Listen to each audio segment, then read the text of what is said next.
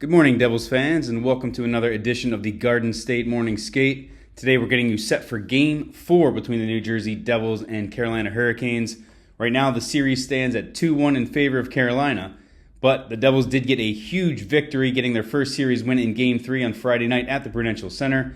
A 3-2 double overtime win, the longest game in Prudential Center history, 82 minutes, 36 seconds. The winner coming at 2 minutes and 36 seconds of the second overtime, and it comes off the stick of neophyte defenseman Shimon Nemec, and as you would expect, he was pretty excited about it. I don't really know. It's like the dream, yeah. Like overtime in the playoffs, overtime winner goal. So yeah, I just feel really good. And now we bring in the eighth wonder of the world. I was waiting to see how you're going to start this one. Matty Lachlan. All right, before we get into Game 4, obviously, let's take one quick look back at Game 3.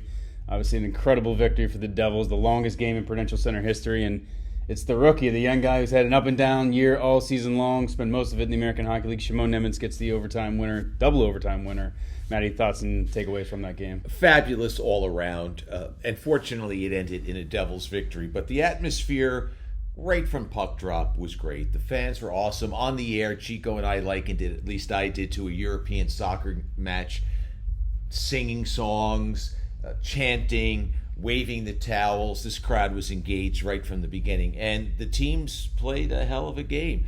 It would have been a shame for the Devils to have lost that one, put them behind 3-0. And obviously that's very difficult to come back from, almost impossible. So just great. I love the way the Devils were able to withstand the 2 power play goals and not give up that third goal. And they were able to battle their way through overtime. They got better and better. I mean, if you look at the numbers, it's obvious. Sheldon talked about it after the game that they controlled things in the first overtime and then obviously early in the second. So good for the Devils. I think they're in Carolina's mind a little bit. We'll see how it plays out this afternoon. Yeah, I was actually really impressed with the fan base. You know, it's hard when you're going on the road, you lose the first 2 and you got to come back from, you know, some tough circumstances. They got some injuries. It's not looking good, but the fans stepped up, got them going early, and you saw in the first 5 minutes they had a 5-0 edge in shots. Of course, later in that period, Nico Hischier gets the great goal and gets them going. So great play all around, and one of the reasons they had some incredible play, and talking about guts and performance, those defensemen, when you lose Jonathan Kovacevic, again, this is essentially, they've played 3 games in the playoffs, and all 3 they've had 5 defensemen. Yeah. Because in the first game they lose Dillon, and then Hughes for a period, so they're down to 4 at one point, but essentially 5D. In Game 2, they dress Nemec, he only plays 13 minutes. They dress Dennis Cholowski, he only plays 6 minutes. So you're essentially playing 5D, and then last night against, in Game 3, again, you lose Jonathan Kovacevic in the first period. You're playing with the 5 defensemen. Now, we don't know exactly the situation. Dillon, Hughes, they're rolled out. So not going to see them. Kovacevic, no update from Sheldon Keefe, so we'll see where that goes. But if he's not able to go, the question is who goes into the lineup. I mean, you got Cholowski sitting there. He did play the previous game. You've got Seamus Casey sitting there. You know, White. There's a couple options the team could look at. Yeah, and Colton White, part of the Black Aces, getting called up from Utica. I would say he's probably on the table, but not someone that they would turn to. But Dennis Cholowski only has the 1 game of experience and didn't play much.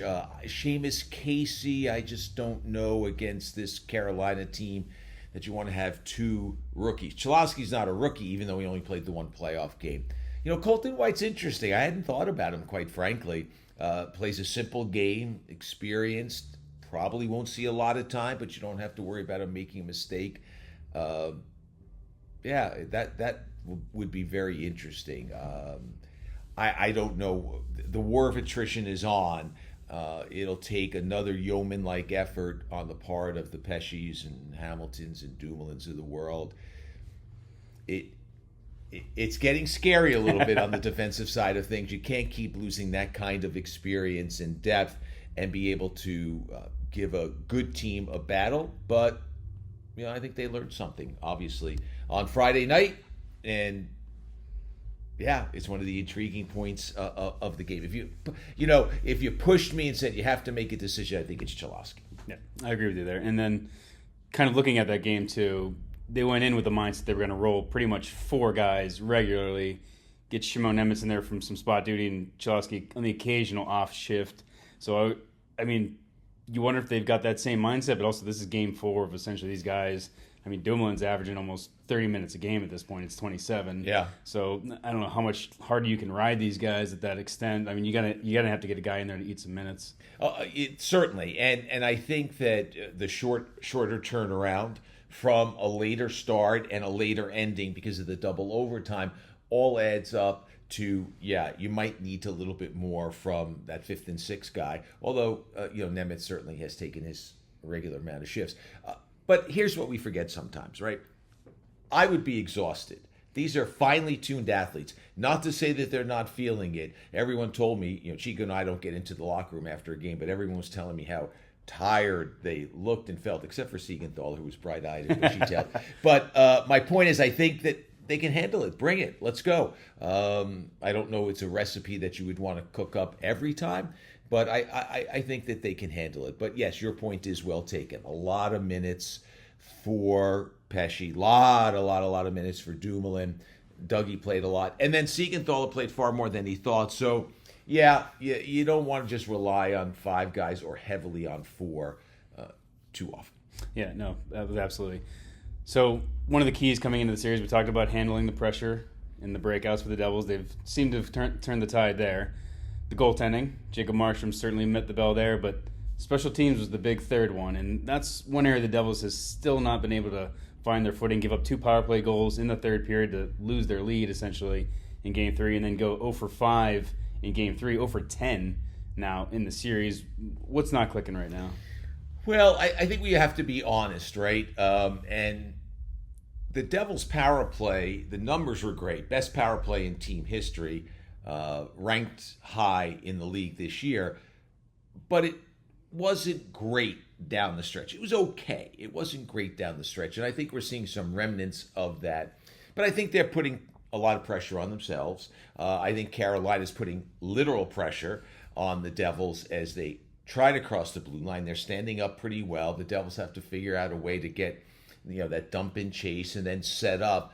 Once they do, we saw in Game 2 in the third period, they had a really effective power play, though they didn't score, but they had, 4 or 5 shots.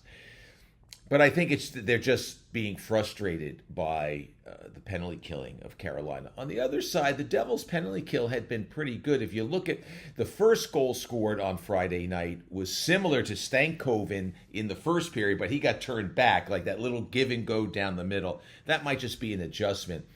The other one was just a mad scramble, bodies all over the place, and Siegenthaler and Hischier both had the puck basically go through them as Markey was scrambling out of the net there. So that was just a break. I think it's the kill has been okay, but the power play absolutely needs to be improved. More of a shooting mentality. Sam, you've played the game. You know what happens.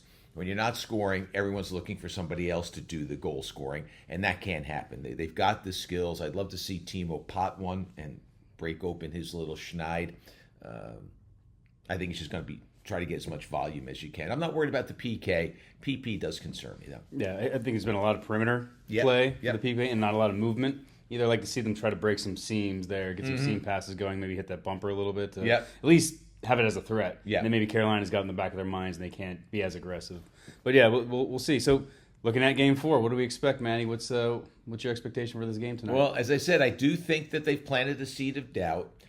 Carolina came in saying we are the better team, but they only had 5 more wins over the course of a long season than the Devils had. The season series was split. That first game furthered Carolina's thought that, okay, we've got them. When you think about 2 years ago as well, even though it's not the same time.